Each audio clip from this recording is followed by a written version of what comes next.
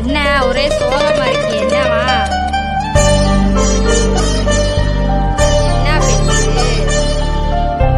Serial பென்சில்னா என்ன அது? என்னது? என்ன கவிதையா?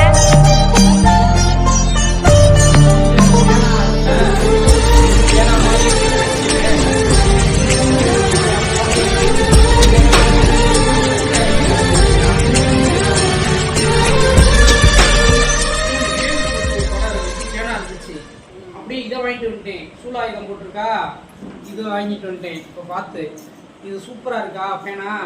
இந்த பாரு, இது நல்லா, அது பென்சில், இது பேனா, எழுதுது, நல்லா எழுதுது.